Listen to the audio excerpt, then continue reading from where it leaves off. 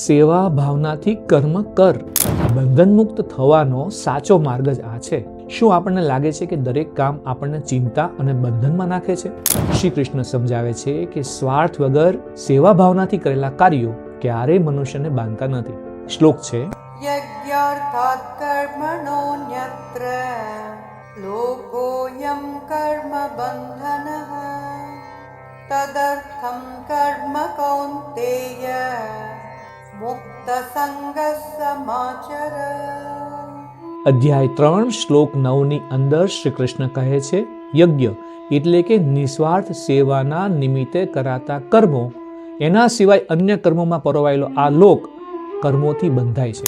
તથા હે કૌંતેય, તું આસક્તિથી મુક્ત થઈને તે યજ્ઞના અર્થે જ ઉત્તમ રીતે કર્મ કર. 3 શીખ છે વ્યવસાય અને વ્યવહારની અંદર. 1. ટીમવર્ક અને સેવા. વ્યાપારમાં માત્ર પોતાના સ્વાર્થનો વિચાર કરવાથી પ્રગતિ અટકે છે. આ શ્લોક આપણને શીખવે છે કે જ્યારે આપણે સમાજ કે ટીમની ભલાઈ માટે કામ કરીએ છીએ ત્યારે સફળતા આપોઆપ મળે છે. બીજી વાત, બોજ વગરનું કામ.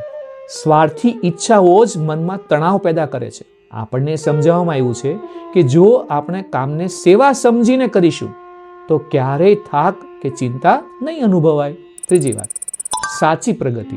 લોકો જે બાબતોમાં સમય અને શક્તિ વેડફી રહ્યા છે તેનાથી ઉપર ઉઠીને જે મનુષ્ય નિસ્વાર્થ ભાવે પોતાની ફરજ બજાવે છે તે જ પરમ શાંતિ પામે છે.